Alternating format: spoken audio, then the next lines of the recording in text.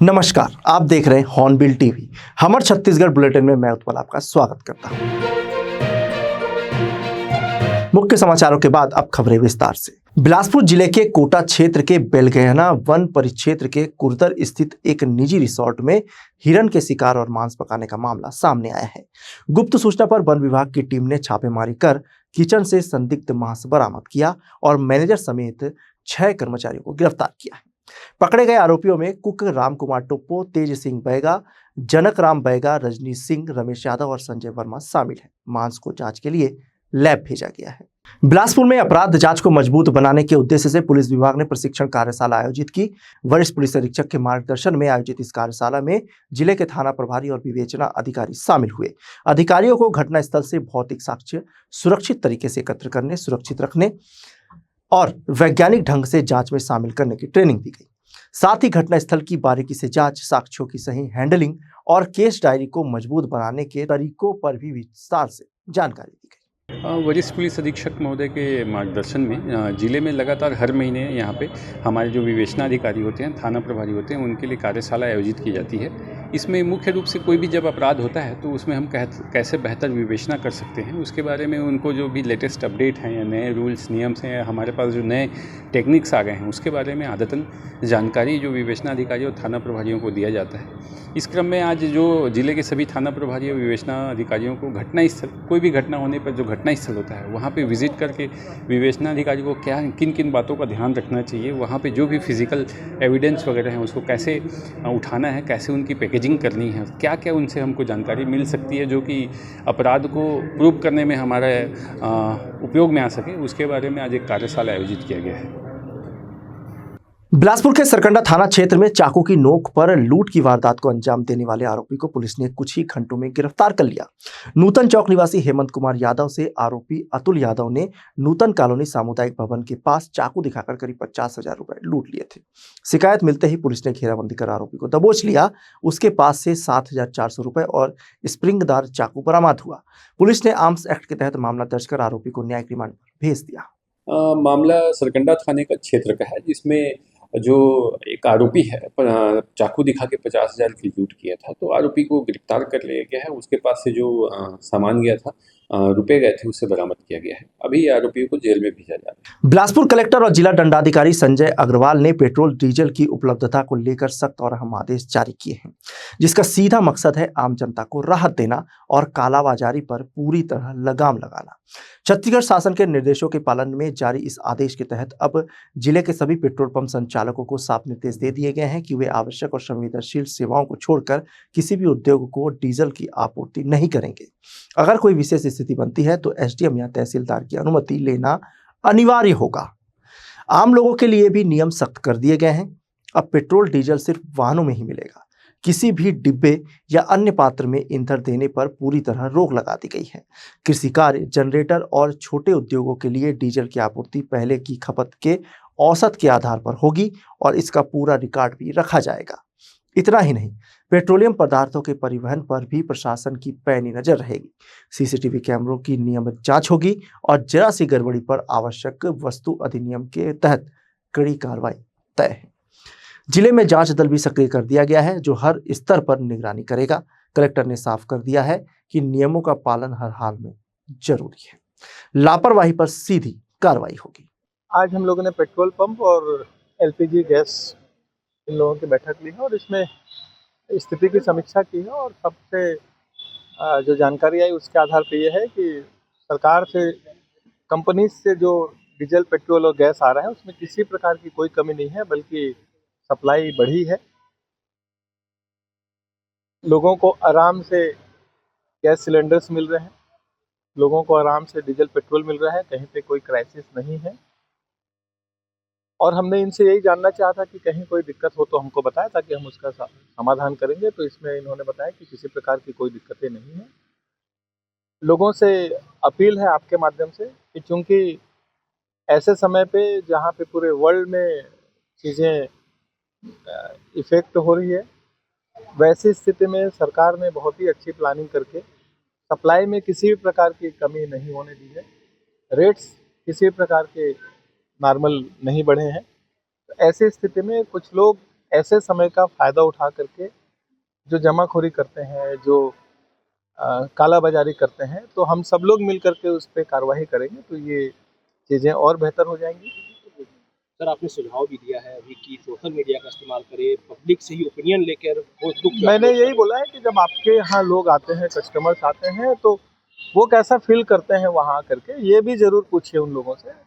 और ये मैसेज जाता है क्योंकि वो एक्चुअल में वहाँ जा करके गैस ले रहा है या फिर पेट्रोल डीजल ले रहा है, तो उसको कैसा फील हुआ, उसको आने में कहीं दिक्कत तो नहीं है, लेने में कहीं दिक्कत तो नहीं है। और अगर उसको दिक्कत नहीं है तो फिर सारी चीज़ें वो पब्लिक के सामने जाती है और लोगों को एक संतुष्टि मिलती है कि सारी चीज़ें नॉर्मल। दुर्ग पुलिस ने लग्जरी गाड़ियों के नाम पर ठगी और अमानत में खयानत करने वाले गिरोह का पर्दाफाश करते हुए 2 आरोपियों को गिरफ्तार किया है। मामला मोहन नगर थाना क्षेत्र का है, जहां आरोपी मां लक्ष्मी टूर एंड ट्रेवल्स के नाम से कारोबार चला रहे थे। आरोपी कार मालिकों से एग्रीमेंट कर गाड़ियां किराए पर लेते थे, लेकिन उन्हें किराया नहीं देते थे और वाहनों को अन्य लोगों के पास गिरवी रख देते थे। शिकायत के बाद मोहन नगर थाना और ACCU की टीम ने कार्रवाई करते हुए आरोपियों को पकड़ा। पुलिस ने स्कॉर्पियो, थार, अर्टिगा, बलेनो और वर्ना समेत 9 4 पहिया और 1 बुलेट सहित कुल 10 वाहन जब्त किए। FIR दर्ज होने के बाद मोहननगर थाना पुलिस और क्राइम ब्रांच दुर्ग की पुलिस संयुक्त तौर पे इसमें काम कर रही थी। उसमें CDR एनालिसिस और IMEI रन के तहत जो नंबर्स और लोकेशंस प्राप्त हुए, उसके बाद आरोपियों को पकड़ा गया।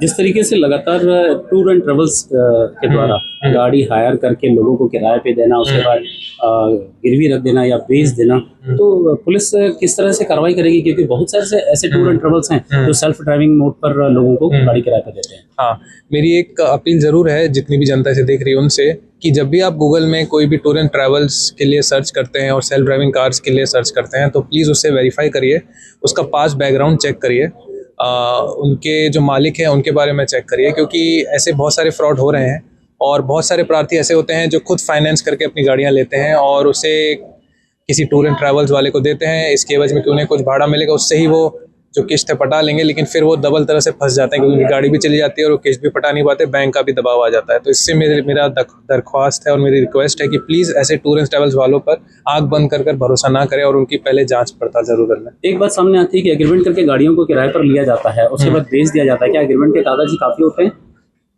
नहीं, क्या होता है जनरली ऐसे टूर्स एंड ट्रैवल्स वाले जो हैं ये अपने रिलेशंस का फ़ायदा उठाते हैं और बिना डॉक्यूमेंट्स के भी अन्य व्यक्तियों को बेचने की कोशिश करते हैं जो उनके पहचान के हैं या उनके मित्र हैं। ये आश्वासन देकर कि ओनर से उनकी बात हो गई और वो करवा लेंगे, पर इस वक्त उन्हें सख्त पैसों की ज़रूरत है, अभी उनको पैसे दे दे, अभी गाड़ी रख ले, तो इस तरह से वो अपने रिलेशंस का मिसयूज़ करते हैं। बिलासपुर जिले में बैक टू बैक आगजनी की घटनाएं सामने आ रही है, जिनमें अधिकांश मामलों में शॉर्ट सर्किट को वजह बताया जा रहा है। शहर के अलग अलग थाना क्षेत्रों में छोटी बड़ी कई आगजनी हो चुकी है। ऐसे में बड़ा सवाल यह है कि क्या आग पर काबू पाने के लिए विभाग के पास पर्याप्त संसाधन मौजूद है। बिलासपुर में बड़े अग्निकांड की शुरुआत सिरगिट्टी थाना क्षेत्र स्थित तारपीन तेल फैक्ट्री में लगी आग से हुई। इसके बाद शहर में कई छोटी बड़ी आगजनी की घटनाएं सामने आई, जिनमें बिजली विभाग के सब स्टेशन में लगी भयावह आग भी शामिल है। गर्मी के मौसम में आगजनी की घटनाओं में लगातार बढ़ोतरी देखी जा रही है। अब सवाल यह है कि क्या ऐसी स्थिति में फायर विभाग पूरी तरह तैयार है? खासकर शहर के मुख्य बाजार और तंग गलियों में आग लगने पर क्या पर्याप्त संसाधन और उपकरण उपलब्ध है? दोनों तीनों एंगल से इसमें काम करना होगा। एक तो जहाँ पे भी आग लगती है तो नॉर्मली जो देखने में आता है शॉर्ट सर्किट के कारण ज़्यादातर आग लगती है। तो हमें एक बार फिर से आप लोगों के माध्यम से मैं सब लोगों से अपील करूँगा, आग्रह करूँगा कि जहाँ पे भी इस तरह की ऐसी चीज़ें जिसमें शॉर्ट सर्किट होने की संभावनाएं हैं, वहाँ एक्चुअल में लोड कितना है, हमारा स्टेबलिश्ड लोड कितना है। यदि हमारा स्टेबलिश्ड लोड कम है और हमारे अभी जो भी रिक्वायरमेंट है उस रिक्वायरमेंट के आधार पे वहाँ पे जो मशीनें लगी हुई हैं, या सिंपल घर या दुकान में भी यही चीज़ है, अगर हमने AC ज़्यादा लगा दिए हैं, लोड कैपेसिटी हमारी कम है, तो निश्चित तौर पे वहाँ पे जो भी वायर है जिसमें करंट फ्लो होगा वो नॉर्मल जो लोड कैपेसिटी है उससे कम अगर वहाँ पे लोड होगा तो उसके हिसाब से ही वो पूरा बना होता है। और अगर लोड बढ़ा हुआ रहेगा तो गर्म होगा और गर्म होगा तो शॉर्ट सर्किट होगा। तो आपके माध्यम से एक अपील रहेगी जितने भी इस तरह के कंज्यूमर हैं चाहे डोमेस्टिक कंज्यूमर हो, कमर्शियल कंज्यूमर हो, इंडस्ट्रियल कंज्यूमर हो, अपने लोड को एक बार चेक कर लें और उसी के हिसाब से अपने लोड को बढ़ाने के एप्लीकेशन देते हैं। दूसरी चीज़, अगर इन सब के बावजूद भी कई बार ऐसा होता है कि आग लग जाती है, हो सकता है असावधानी के कारण हो, तो उसके लिए हम लोगों के पास अभी जो संसाधन हैं, उन संसाधन में समय के हिसाब से हमको और इम्प्रूवमेंट करना है और ये हम लोग लगातार इस पर बात भी कर रहे हैं। और एक अवेयरनेस के लिए भी हम लोग एक ट्रेनिंग बहुत जल्दी यहाँ पे ऑर्गेनाइज करेंगे।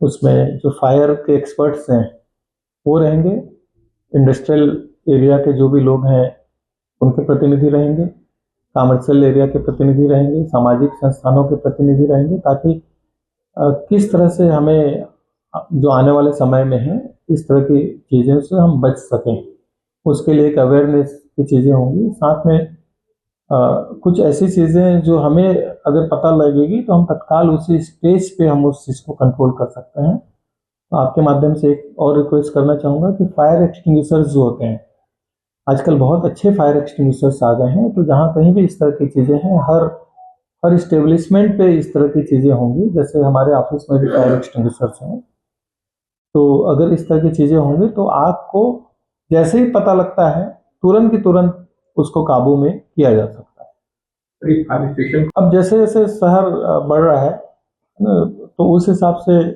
हमें इसको और इम्प्रूव करने की ज़रूरत है और इसके लिए प्रपोजल्स गए भी हैं। इसमें हमने कल GMDIC और इंडस्ट्रियल हेल्थ एंड सेफ्टी को इस चीज़ के लिए बताया है कि एक बार वो चेक करें कि कहीं पे भी इस तरह की कोई चीज़ें हैं तो वो किस नाम्स के अनुरूप उनको रखना है और किस नाम्स के अनुरूप वो रह रहे हैं। अगर कोई गैप है तो उस गैप के लिए हमें इम्प्रूव उनको कराना है, इसके लिए हमने निर्देश दिए। स्थानीय जानकारों का कहना है कि गोल बाजार समेत अन्य इलाकों में कई आगजनी की घटनाएं हो चुकी हैं, लेकिन आग पर काबू पाने के लिए पर्याप्त दमकल वाहन और टीम उपलब्ध नहीं है।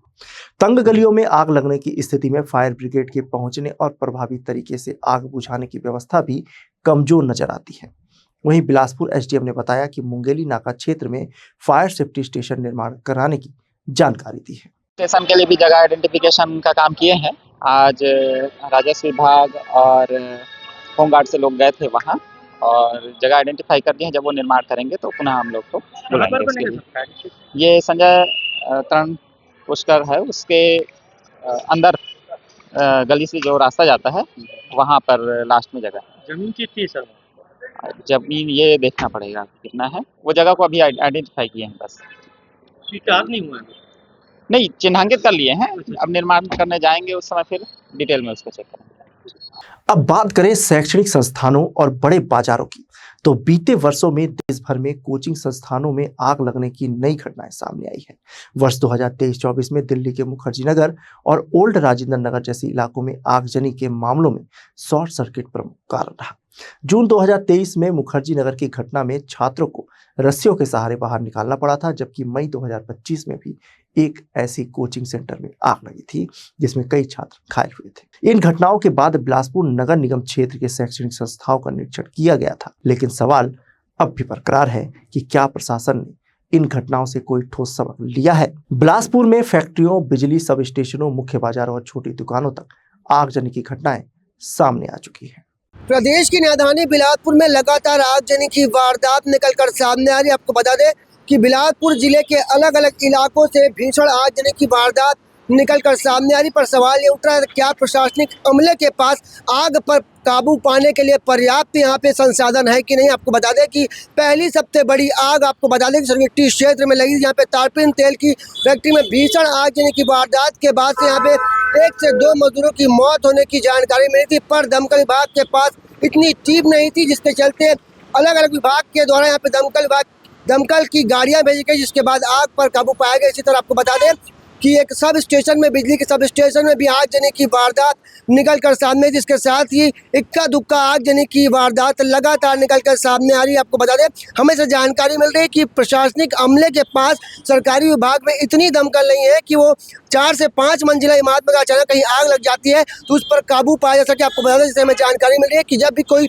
5 से 6 मंजिला इमारत का निर्माण कार्य किया जाता है तो इसमें नियम रहता है कि आप अपने फायर सेफ्टी का इंतजाम खुद भी करिए। कहीं अगर यहाँ पे अचानक से आग लग जाती है तो पहले वहाँ पे जो मॉल हो गए या कोई बड़ी बिल्डिंग हो गई, वहाँ पे अगर आग लगती है तो स्वयं के यहाँ पे आग बुझाने का प्रयास करना चाहिए। पर आपको बता दें कि नियमों को ताक में रखते समय जानकारी मिल रही है, मॉल और बड़ी बड़ी बिल्डिंगों में ऑफिस का संचालन किया जा रहा है। आप देख रहे हो पूरे मामले में बाग के अधिकारी क्या कुछ एक्शन लेते हैं, क्योंकि गर्मी के दिनों में अक्सर आगजनी की वारदात निकलकर सामने आती है। जैसे हमें जानकारी मिल रही है कि अब बिलासपुर जिले के मुंगेरनगर क्षेत्र में एक फायर सेफ्टी का स्टेशन वहाँ पे बनाने की तैयारी की जा रही है। देख रहे हो कब तक पूरा हो पाता है, क्योंकि गर्मी के समय में आए दिन यहाँ पे आगजनी की वारदात निकलकर सामने आ रही है। कैमरामैन मोनू सिंह के साथ जिया खान, हॉर्नबिल टीवी। वहीं बिलासपुर जिले में 2 बड़े मॉल और कई होटल मौजूद हैं। निर्माण की अनुमति के दौरान यह स्पष्ट किया जाता है कि बड़े भवन नियमों के अनुसार बनाए जाए और उनमें आग से बचाव के पर्याप्त इंतजाम हो, लेकिन अक्सर ये नियम केवल कागजों तक सीमित रह जाते हैं। जब आगजनी की घटना होती है तो आग पर काबू पाने के लिए सिर्फ दमकल विभाग पर निर्भर रहना पड़ता है। इसके अलावा जरूरत पड़ने पर CCL और NTPC जैसी संस्थाओं की भी मदद ली जाती है। जानकारी के अनुसार शहर की ऊंची इमारतों में आग लगने की स्थिति में दमकल विभाग की मौजूदा व्यवस्था पूरी तरह सक्षम नहीं मानी जाती। इसी को देखते हुए निगम प्रशासन पहले ही भवन मालिकों को आग से बचाव के पर्याप्त इंतजाम रखने के निर्देश देता है। लेकिन बड़ा सवाल यही है, क्या इन निर्देशों का पालन वास्तव में हो रहा है या फिर ये भी सिर्फ कागजों तक ही सीमित है। बिलासपुर से एक बड़ी और चौंकाने वाली खबर, जहां किसानों की सिंचाई के सपनों को पूरा करने के लिए बनाई गई अरपा भैंसाछार बृहद परियोजना अब भ्रष्टाचार की बड़ी कहानी बनती नजर आ रही है। सैकड़ों गांवों को पानी देने वाली इस महत्वाकांक्षी योजना में करोड़ों का खेल सामने आया है और आरोप है कि अधिकारियों और कुछ लोगों की मिलीभगत से मुआवजे के नाम पर खुला खेल खेला गया। बिलासपुर जिले के करीब 102 गांव और लगभग 25,000 हेक्टेयर जमीन की सिंचाई के लिए इस परियोजना की शुरुआत की गई। शुरुआती लागत करीब 606 करोड़ रुपए थी, जो अब बढ़कर 1200 करोड़ रुपए से भी ज्यादा पहुंच गई है, लेकिन काम आज तक अधूरा है। इस बीच हॉर्नबिल टीवी की पड़ताल में जो सामने आया है वह बेहद हैरान करने वाला है। जांच में खुलासा हुआ है कि नहर निर्माण के दौरान मुआवजा वितरण में बड़े पैमाने पर गड़बड़ी की गई। ऐसे लोगों को मुआवजा दे दिया गया जिनकी जमीन नहर के अलाइनमेंट में थी ही नहीं। कहीं कम जमीन को ज्यादा दिखाकर रकम बढ़ाई गई तो कहीं असिंचित जमीन को सिंचित बताकर लाखों करोड़ों का फायदा पहुंचाया गया।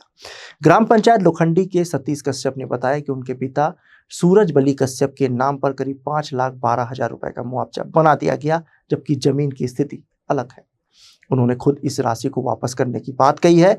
वहीं दूजबाई नाम की महिला ने बताया कि उनकी जमीन नहर में चली गई, लेकिन आज तक उन्हें 1 रुपया मुआवजा नहीं मिला। बड़े नहे अरपा भैंसाछार के है ना, तो एमा मुआवजा वगैरह तौर पर बनाई नहीं कि दूसर के जमीन में डाल दी। दूसर के जमीन में डाल दे है बेटा, मला नहीं मिले है। कौन डाली से काम मुआवजा अब को जन बेटा मैं का जन है तो जमीन हो, वो जमीन होती बर है होगा कौन गांव में यदि है लोकरी तो लोकरीमपुर जमीन है, तो जमीन ले नहर हा गुजरे है। अब मुआवजा तो पड़ोसी वाले जमीन ले बनाए। अब को जन बेटा तो मुआवजा पैसा ही मिले कि नहीं मिले? अभी नहीं मिले है बेटा, नहीं मिले अभी ले। हाँ, ये ग्राम लोखंडी पटवारी हल्का नंबर 54 रानी मंडल पेंडारी तहसील सकरी में स्थित भूमि 71/1 का मेरी भूमि है और 71/1 खा जो है दूजबाई की ज़मीन है। और दूजबाई की ज़मीन से नहर बड़ी नहर बनी है और उसका मुआवजा जो है ना मेरे नाम से बना दिया गया है। किस नाम से? सूरज बली कश्यप पिता रघुनाथ 47 डिसमिल जमीन। कितना मुआवजा बनाया? इसका मुआवजा बनाए थे 5,12,000 रुपये। अब वो जो कि वो जो भूमि है वो नहर पे दूजबाई बेवर रामाधार के नाम की ज़मीन है मौके पे, और मौके में उसकी ज़मीन गई थी तो उसकी मुआवजा बनना था जो कि मेरे नाम से बना दिया गया। ये अभी भारी टीम दिख रही है प्रशासनिक अधिकारियों के, काहे के लिए आए? ये दूजबाई की ज़मीन को नापने के लिए आए हैं। मैं समिति भूमि स्वामी के हैसियत से यहाँ पे उपस्थित हुआ हूँ। ये दूजबाई बेवर रामाधार की भूमि का सीमांकन करने आए हैं। पड़ताल में सामने आई सूची के मुताबिक करीब 12 लोगों को लगभग 24 करोड़ रुपए ज्यादा मुआवजा दे दिया गया। अगर आंकड़ों पर नजर डालें तो नहर अलाइनमेंट में नहीं आने वाली जमीन पर ही 5,46,00,000 रुपए बांट दिए गए। असिंचित जमीन को सिंचित बताकर 6,72,00,000 रुपए का भुगतान हुआ और कम जमीन को ज्यादा दिखाकर 11,76,00,000 रुपए का खेल किया गया। यानी कुल मिलाकर करीब 23,94,00,000 रुपए अतिरिक्त मुआवजा बांट दिया गया। कांग्रेस ने इस पूरे मामले को बड़ा घोटाला बताते हुए जांच की मांग तेज कर दी है। उनका कहना है कि इसमें कई बड़े अधिकारी शामिल हैं और जब तक जांच ऊपर तक नहीं पहुंचेगी सच्चाई सामने नहीं आएगी। वहीं भाजपा की ओर से पलटवार करते हुए कहा गया कि पिछली सरकार में काम रुका रहा, अब तेजी से पूरा किया जा रहा है और जल्द ही इसका लाभ किसानों को मिलेगा। हड़पा भैंसाधार घोटाले को लेकर विधानसभा में भी कांग्रेस ने कई बार बात उठाई और आज भी लगातार बात उठ रही है कि जो दूसरे का मुआवजा दूसरे के नाम, उसमें कम से कम 4-4, 5-5 एसडीएम शामिल है, बड़े प्रशासनिक अधिकारी शामिल है, लेकिन जांच का दायरा एसडीएम के उपाधिकारियों पे नहीं जा रहा है, जबकि सचिवालय तक जांच जाना चाहिए। तो जब तक जांच का दायरा ऊपर तक नहीं जाएगा, पूरा घोटाला सामने नहीं आएगा। और हमारी मांग है कि इस पर तत्काल के तत्काल जांच की जाए, बड़े अधिकारियों को भी इसके सामने जो घोटाले किए उनका नाम शामिल किया जाए और प्रोजेक्ट को तत्काल पूरा किया जाए, क्योंकि करोड़ों की लागत लगने के बाद भी आज भी किसान की खेत में पानी नहीं पहुंच रहा है। वर्तमान सरकार का राजनीतिक आरक्षण ऐसा लगता है कि जांच के दौरान घोटालेबाजों को प्राप्त हो रहा है। अन्नदाताओं के लिए बहुत ही महत्वाकांक्षी अरपा भैंसाझार परियोजना, इसको वर्षों से कांग्रेस ने लटकाए रखा, लेकिन भारतीय जनता पार्टी ने इस महत्वपूर्ण परियोजना को न सिर्फ स्वीकृति दी बल्कि काम हुए और इसके आज की तारीख में 95% का काम लगभग पूर्ण हो चुका है। कांग्रेस की सरकार 2018 से 23 तक की सरकार तमाम तरह की इसमें भ्रष्टाचार किया गया, इसका काम को आगे नहीं बढ़ाया गया, जिसके कारण ये परियोजना जो अब तक पूर्ण हो जाना चाहिए था पूर्ण नहीं हुआ। माननीय वैष्णोदेव जी की सरकार जो किसी भी प्रकार के भ्रष्टाचार के लिए जीरो टॉलरेंस है, कार्रवाई भी कर रही है और आप मान के चलिए कि बहुत जल्द अरपा भैंसाझार परियोजना पूर्ण होगा और जो हमारे अन्नदाता किसान हैं, 25,000 हेक्टेयर से ज्यादा जमीन और लाखों किसान इनसे लाभान्वित होंगे, कई सैकड़ों ग्राम इनसे लाभान्वित होगा। वो परियोजना पूर्ण होकर के सभी अन्नदाताओं को इसका लाभ मिलेगा। हालांकि इस घोटाले के सामने आने के बाद कुछ अधिकारियों पर कार्रवाई जरूर की गई, जिसमें तत्कालीन एसडीएम आनंद रूप तिवारी को निलंबित किया गया, कीर्तिमान सिंह राठौर के खिलाफ ईओडब्ल्यू में मामला दर्ज हुआ और नायब तहसीलदार मोहन राय सिदार पर भी कार्रवाई हुई। लेकिन सवाल ये है कि क्या ये कार्रवाई सिर्फ खानापूर्ति है? अब सबसे बड़ा सवाल ये उठता है कि जिन लोगों को गलत तरीके से मुआवजा मिला, क्या उनसे पैसा वापस लिया जाएगा? और जिन असली हकदारों को अब तक मुआवजा नहीं मिला, क्या उन्हें न्याय मिलेगा? इस पूरे मामले पर जब बिलासपुर कलेक्टर संजय अग्रवाल से बात की गई तो उन्होंने कहा कि जांच जारी है और रिपोर्ट के बाद आगे की कार्रवाई की जाएगी। ऑफिसर झार में जो मामला घोटाला का कई शिकायतें हुई है, उसको लेकर के क्या कार्रवाई? इसमें जांच चल रही है और जो भी दोषी हैं उनके विरुद्ध में कार्रवाई की जा रही है। किसानों के हित में बनाई गई यह योजना अब सवालों के घेरे में है। जहां विकास के नाम पर भ्रष्टाचार की परतें खुल रही है, करीब 24 करोड़ रुपए का यह खेल सिर्फ आंकड़ा नहीं बल्कि उन किसानों की उम्मीदों पर चोट है जो पानी के इंतजार में आज भी आस लगाए बैठे हैं। अब देखना होगा कि इस खुलासे के बाद प्रशासन कितनी तेजी से कार्रवाई करता है और क्या दोषियों तक कानून का हाथ पहुंच पाता है, या फिर यह मामला भी बाकी फाइलों की तरह दबकर रह जाएगा। कैमरा पर्सन गोलू सिंह गोड़ के साथ भारतेंदु कौशिक की रिपोर्ट। आज के बुलेटिन में बस इतना ही। मुझे दीजिए इजाजत। देखते रहिए हॉर्नबिल टीवी।